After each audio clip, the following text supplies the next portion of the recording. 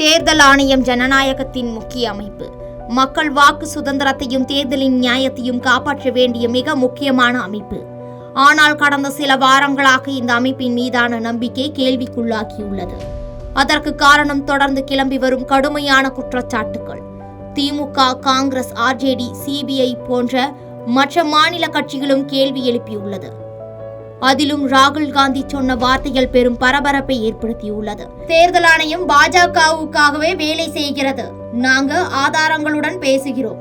ஆதாரங்கள் வெளியானா அவங்க ஒளிஞ்சிக்க இடமே இருக்காது. இந்த வார்த்தைகள் சாதாரண அரசியல் பேச்சல்ல. இது அணுகுண்டு போல வெடிச்ச நேரடி தாக்குதலா இருந்தது. இந்த நாடு முழுக்க அதிர்ச்சி, பரபரப்பு, விவாதமாக உருவானது. அவங்க தரப்பில் மட்டுமல்ல, மகாராஷ்டிரா, பீகார், உத்தரப்பிரதேசம், மத்திய பிரதேசம் உள்ளிட்ட முக்கிய மாநிலங்களில் வாக்காளர் பட்டியலில் சூழ்ச்சி நடந்திருக்கலாம்னு கேள்விகள் எழுந்திருக்கிறது. பீகார் எதிர்க்கட்சி தலைவர் தேஜஸ்வி யாதவ், என் பெயரே வாக்காளர் பட்டியலில் இல்ல, எப்படி நான் போட்டியிடுறது அப்படின்னு ஒரு பரபரப்பு கேள்வியை கேட்டார். ஆனா உடனே தேர்தல் ஆணையம் உங்க பெயர் வரிசை எண் 416 இருக்கு, தவறான தகவல் பரப்பாதீங்கன்னு பதிலடி கொடுத்தது.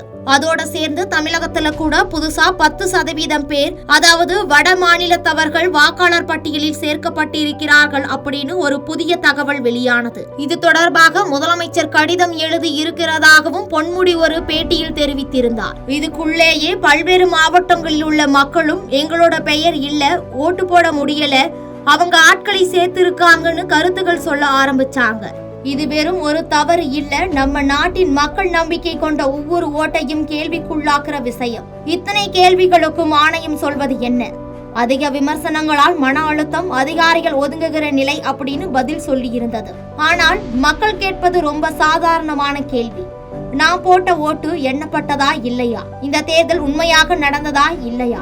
இதனால் எதிர்க்கட்சிகள் நீதிமன்றத்தை நாடவும் முடிவு பண்ணி இருக்கிறதாக சொல்லப்படுகிறது. தேர்தல் என்பது வெறும் ஒரு நாள் நிகழ்வு அல்ல.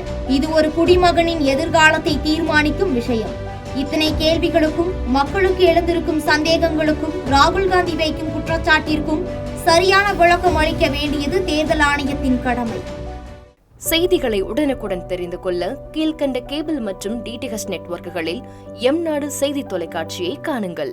பாதகம் செய்பவரை கண்டால் நாம் பயம் கொள்ளலாகாது பாப்பா. மோதி மிதித்து விடு பாப்பா, அவர் முகத்தில் உமிழ்ந்து விடு பாப்பா.